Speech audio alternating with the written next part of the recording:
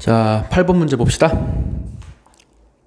자, 무리함수죠. y는 2루트 x 플러스 3의 그래프를 x축 방향으로 평행이동, x축 방향으로 평행이동 한다고 그랬는데 얼만큼 평행이동했는지는 안 말했어요. 그래서 평행이동한 그래프의 식을 y fx라고 할 때 얘를 x축 방향으로 얼만큼 평행이동했는지는 몰라. 그래서 그 그래프를 y fx라고 할 때 그거랑 역함수의 그래프가 접한대요. 일단 이 무리함수의 그래프를 x축 방향으로 얼만큼 평행이동했는지 몰라. 그럼 다시 그 평행이동한 함수를 y fx라고 해. 얘 무리함수지. 무리함수를 x축 방향으로 평행이동을 해도 무리함수죠. 요거 무리함수야. 요거하고 y f 인버스 x. 무리함수의 역함수는 2차 함수인 거 알고 있죠? 자, 무리함수하고 2차 함수하고 얘가 접한대. 그러니까 상황이 y 2루트 x 플러스 3의 그래프는 마이너스 3,0부터 움직이는 거지. 여기부터 움직이고 1, 4분면 방향으로 올라가는 증가함수잖아요. 여기에서 이렇게 올라가는 애야. 얘가 y 2루트 x 플러스 3의 그래프인데 이거를 x축 방향으로 적당히 평행이동을 시켰어요. 그러니까 오른쪽으로. 네. 오른쪽으로 평행이동을 시켜서 얼만큼인지 몰라. 여기서 얼만큼인지 몰라서 이렇게 간 거야. 그 평행이동 시킨 그래프를 y fx라고 하면 이 y fx하고 이 fx의 역함수 2차 함수죠? 2차 함수가 접한되는 거예요. 그래서 요거 2차 함수 다시 무리함수의 역함수 2차 함수가 이렇게 생겼을 거 아니야? 이렇게 y f 인버스 x. 자, 그래서 fx하고 f 인버스 x가 접한다 이거야. 자, 출제의도는 뭐겠어요? fx가 뭔지도 모르는데 f 인버스 x를 구한다? 이건 아니지. 그쵸? 그러니까 출제의도는 이거 fx하고 f 인버스 x하고 한 점에서 만난다면 얘를 구하라는 게 아니라 y fx하고 이렇게 올라가는 누구야? y x죠. y x하고 y fx하고의 교점이 한 개다. 이걸 말하고 싶었던 거지. 그렇죠? 그래서 이 y fx는 y 2루트 x 플러스 3이라고 하는 무리함수를 적당히 평행이동을 시킨 거기 때문에 얘를 대충 2루트 x 플러스 k 이렇게 놓을 수 있겠지. 그렇죠? 루트 x 앞에 있는 이 개수가 2니까 평행이동에서 겹쳐지려면은 어쨌든 2루트 x 플러스 k 이런 꼴이면 평행이동에서 겹쳐질 수 있는 거잖아요. 문제는 k를 구하는 게 아니잖아.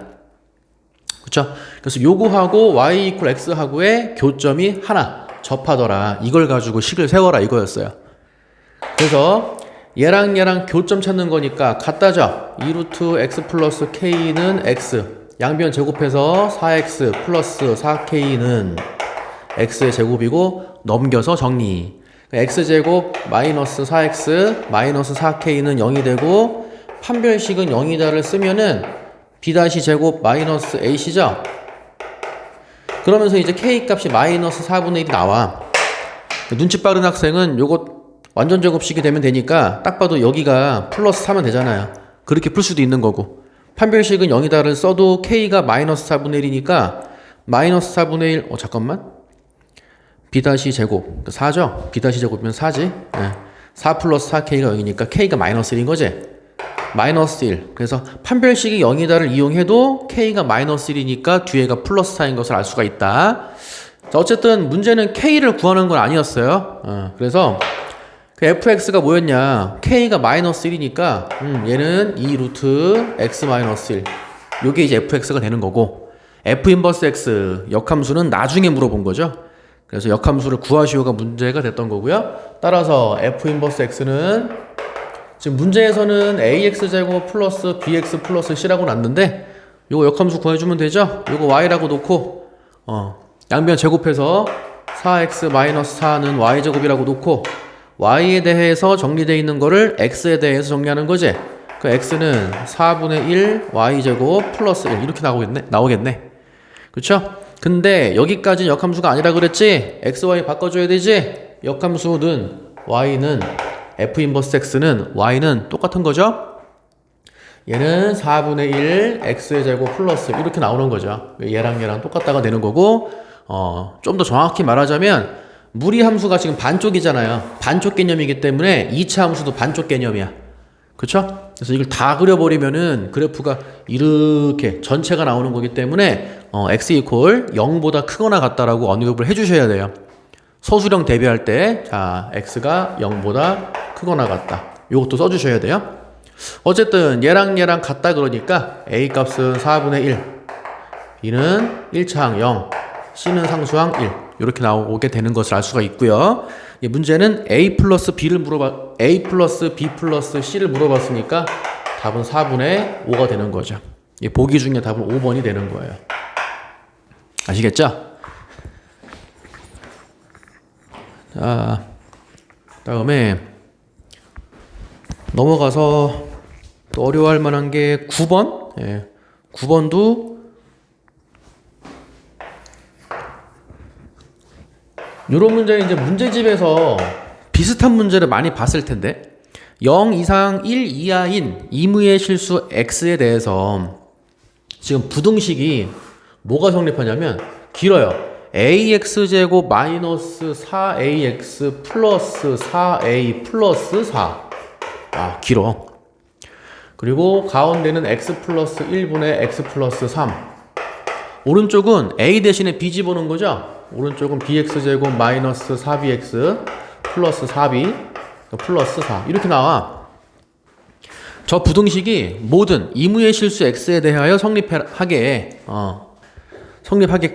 a 값의 최대값이랑 b 값의 최소값을 물어본 거예요. 다시 이 부등식이 0 이상 1 이하인 이무의 실수 x에 대해서 성립하게끔 a의 최대값 m 그리고 b의 최소값 얘를 스몰 m 이렇게 놨을 때 m 빼기 m을 구하시오. 자, 문제가 뭐냐면 아까 얘기했듯이 이 문제를 문제집에서 간간히 봤다 그랬는데 그때는 여기가 1차 함수였어. 1차 함수. 요거를 선생님이 2차 함수로 바꾸신 거예요. 그래서 이 문제를 풀기 전에 얘네들 있지. 지금 요거랑 요거는 단순하게 A가 B로 바뀐 것 뿐이야. 그치? 그러니까 이거의 성질만 알고 있으면 얘는 자동으로 알 수가 있는 거죠.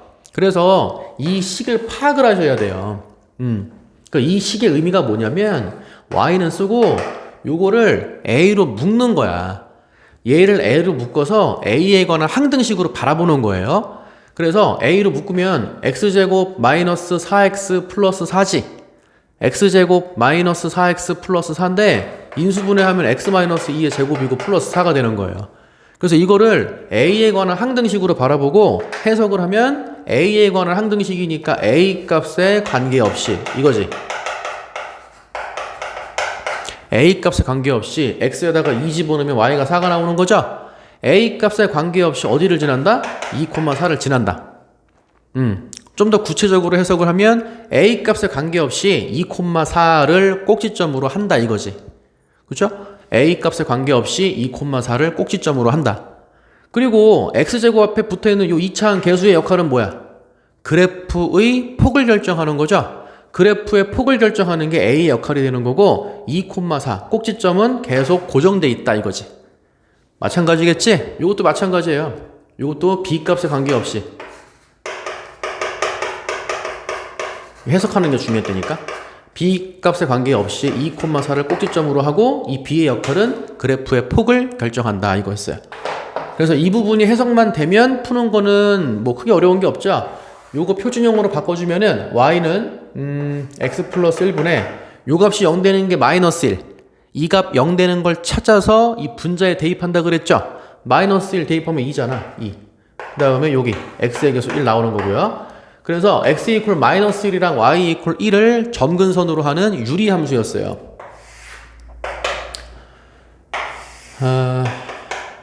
그래서 그래프를 그리면 x 이퀄 마이너스 1 이거 하고 y 이퀄 1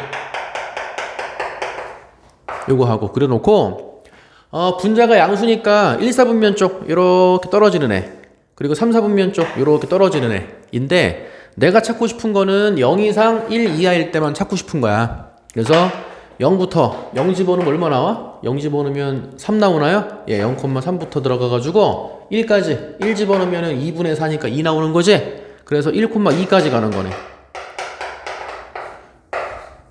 여기까지 0,3부터 시작해서 쭉 떨어지다가 1,2에서 딱 멈춘 거예요.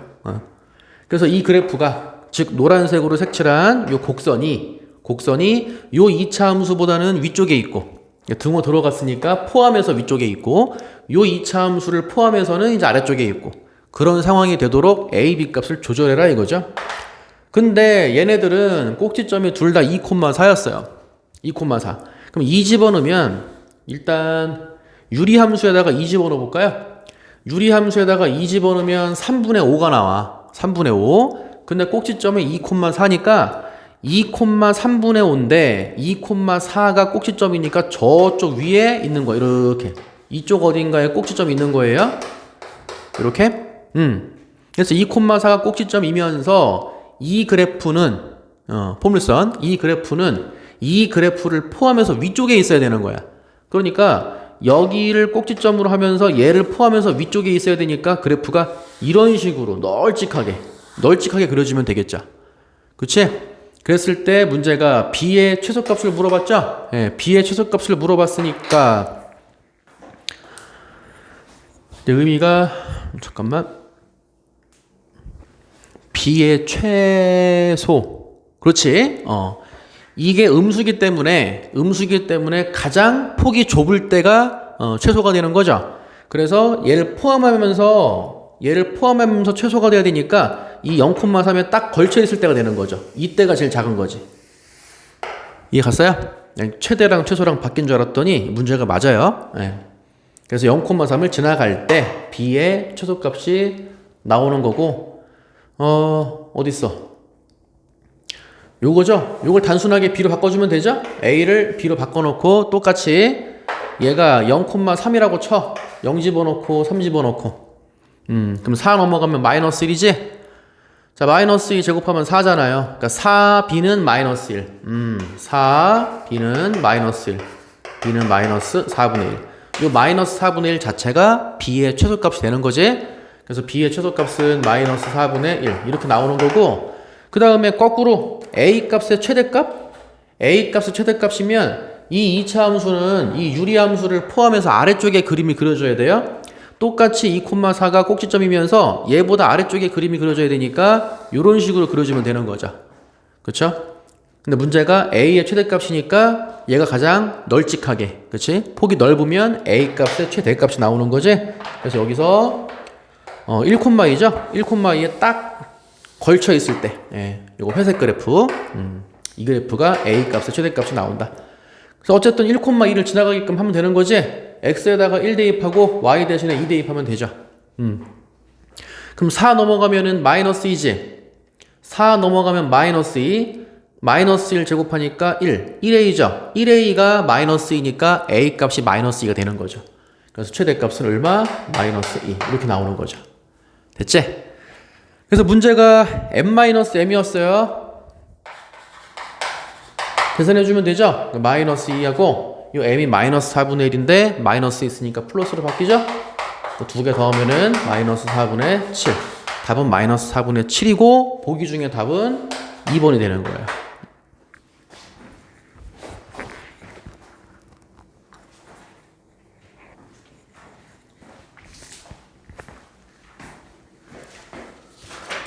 뒤에 있는 게 조금 복잡해가지고 몇 개를 찝어서 어려워할 만한 거를 풀어주고 있는데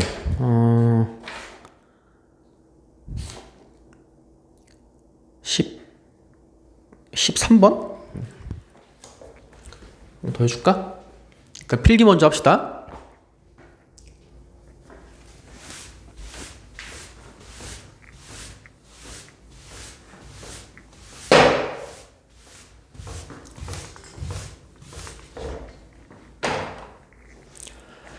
자, 13번 볼게요.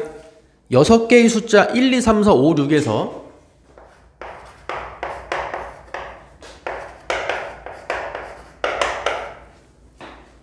서로 다른 4개를 사용해서 4자리 자연수를 만들 때 139번째로 큰 수는 딱 봐도 의도가 보여. 이거 시간 잡아먹으려고 내신 거예요.